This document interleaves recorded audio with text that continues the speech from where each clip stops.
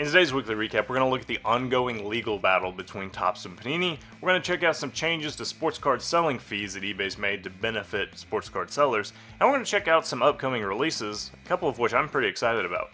But first, here's your intro.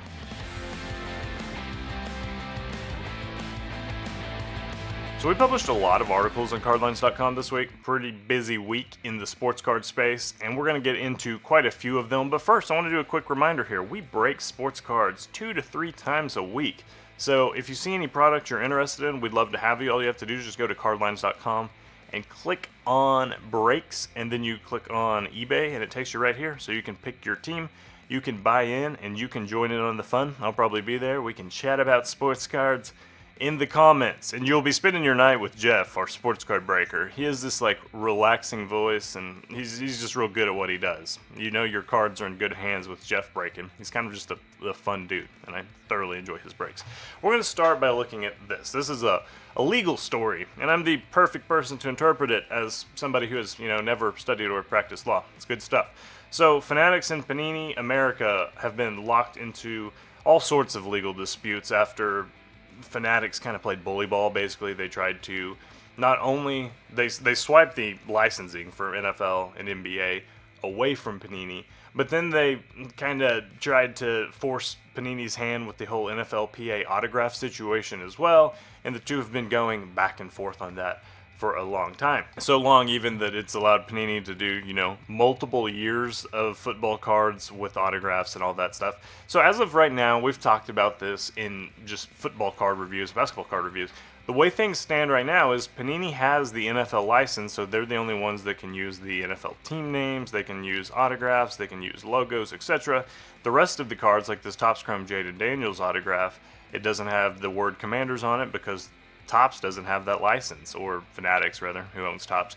So they do have exclusive autograph rights of Jaden Daniels, but the two of them and their determination to take over the market at all means necessary have really sabotaged sports cards over the last couple of years. So we have Prism basketball sets without Wembanyama autographs, which is a bummer, and we have Topps Chrome sets that have 4 rookie quarterback autos that everybody's excited about, but it really watered down the value because they're unlicensed, and of course the Panini product doesn't have those guys. So anyways, basically, I say all that to say the victory, as referred to in this article, is just it being declared that this would go into discovery.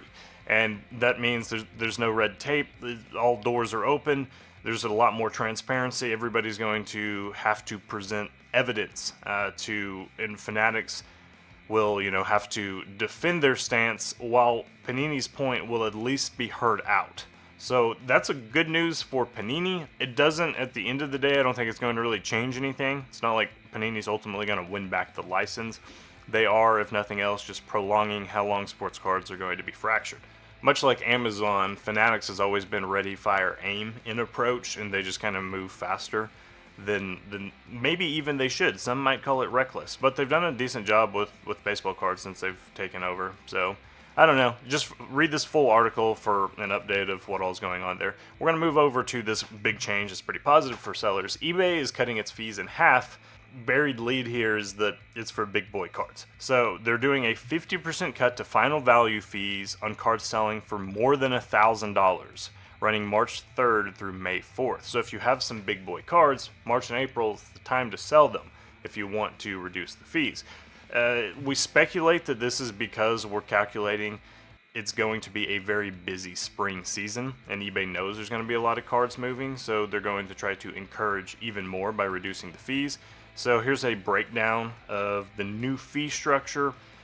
Fees are going to be cut in half. Standard 13.25% fee on sales up to $7,500 is getting cut in half. So you're looking at around 6.75%, I think, something like that. It's not nearly as bad. So this is a cool article. Just in that it seems like eBay has been very sports card seller friendly, and they're continuing to make moves to cater towards the sports card seller. Big fan. Should you buy 2024-25 Donruss basketball? This is going to be the first. Hoops obviously has released, and there's a couple others that are coming out, but Donruss is the first set with like perennial staying power, I guess we can say. So I really like this set. I'm biased, but Donruss and Donruss Optic are some of my favorites. I think the cards just look great. They've aged very well. They're really clean cards, and they're a fun early season set. The colors have come a long ways. I liked Donruss back before it had the cool like hollow mirror colors and whatnot. Now the parallels actually look pretty darn cool. So this is a good review of the product and what to expect. You're looking at a hobby box selling for about $250. You get, again, this is a real number, 30 cards per pack. I think it used to be like 40 or 45, but you still get 30 cards per pack with 10 packs per box. So these are a pretty beefy box. 1 autograph, 11 parallels, and 9 inserts per box. On average, the hobby exclusive parallels include the red diamond to 75 and the blue hollow laser to 49. Then there's also the choice box at $225, and it is going to have 2 autographs and significantly less cards. You only get 10 cards, but it's all just like, it's a high-end play if you want high-end Donruss. To me, Donruss is not a product that's about high-end. It's about ripping it and having fun with the wide variety of cards. It's a great one if you have kids that are interested in it too. This is a fun box to open with kids. Downside is, obviously, it's not a very exciting rookie class, like Klingon, Khalil Ware, Stefan Castle. There's some guys that have been, I don't even want to say exciting. They've been fine. There's guys that I'm like, yeah, they could be a good starter and have a decent career, but I just don't think I've seen anybody that eye test wise I think, oh man, this is going to be a guy who's real good for a real long time. So these boxes are clearly at the release price of $250. They're selling for less than most of the past year boxes of this product are selling for.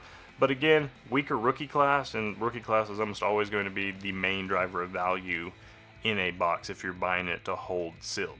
Topps Heritage Baseball high numbers coming out. It's a fun tribute. Every year they have a set from the past that they, pay tribute to in design. So this year's 1975 Topps, I believe. Just kidding, says right up here. Yep, 1975 Topps. So this is the 1975 design, and it is modern stars and rookies dropped on a old design tribute. So this is 24 baseball again. So a little different rookie class. I know we got 25 Topps out, but this is still going to be 24, so we can get more rookie cards of Paul Skeens, Jackson Holliday, and that exciting rookie crew. We're going to keep seeing 24 products come out, I'm sure. It's a pretty good rookie class. But this is a fun release. It's never going to be just a power seller. They're pre-selling for $125, and just looking at what the previous years of this box have sold for, that's not necessarily a great price. But again, it's a pretty good rookie class. So at $125 for just if you want to buy it just to rip and roll the dice, have some fun, it's definitely not a bad set. Origins Basketball is coming out. This set has progressively gotten more weird. It used to be like a focus on storytelling, right? So the whole Origins is like, it's kind of like Batman Origins or something. Like the telling of stories and trying to paint these people as like superheroes, kind of. I'm stretching it, but trying to tell the story of these athletes, and that was the set theme. And then they started adding animals, and they started adding outer space. And I don't know, there's like a lot of constellations. Constellations have kind of been a part of Origins for a while, but it seems like they're leaning into it more now. The parallels all have like some kind of space stuff going on in the background. The super short print includes the snow leopard. I don't know. It is the most.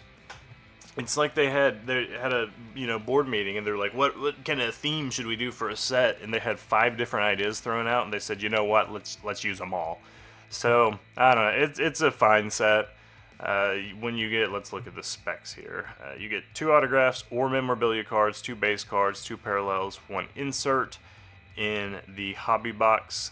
So I don't think there's a world where you get 2 memorabilia cards, but according to the stated odds on the box, I guess that's possible. And the boxes are selling for $275, $270 a box. So it's a stay away for me for sure. And then finally, Court Kings came out. Or is coming out rather. Court Kings is a pretty fun product. I like it a lot more. Some of it looks elegant, and then some of it has like graffiti. But either way, the design at least is pretty consistent, so I like that. You get 1 autograph card, 1 memorabilia card, 1 base parallel, 2 inserts or insert parallels, 2 base cards, 2 rookie 1 cards. Rookie 1 is like the low tier.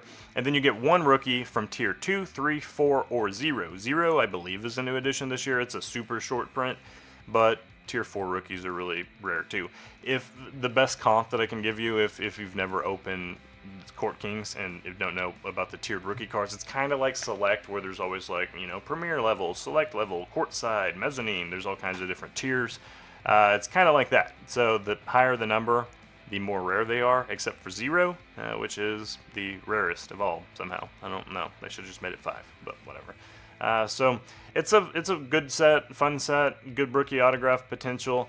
I've opened a couple boxes of Court Kings in the past, and I was actually very lucky both times. I got a Donovan Mitchell rookie autograph and Jason Tatum rookie autograph out of 2017 Court Kings. So I've always been biased about this product since then. It just seemed like I was hitting well. But I don't know that it's a great buy at the current price, and it's going to be hard to find boxes that do feel like a really good price right now, just because the rookie class is just pretty underwhelming. You're going to have to hope for a really nice card of a veteran or like an all-star kind of guy. And this last thing, this is the super short print to chase here, in addition to the rookie card zeros. So it is like Cert Labelle or something. I don't know. I don't speak Italian, Latin, whatever it is. Anyways, that was the weekly recap. Hope this helped. Hope you learned something. Looking forward to a big video I have coming out next week, so be sure to come back then. If you don't already subscribe to the channel, be sure to hit that button. I'll see you next time.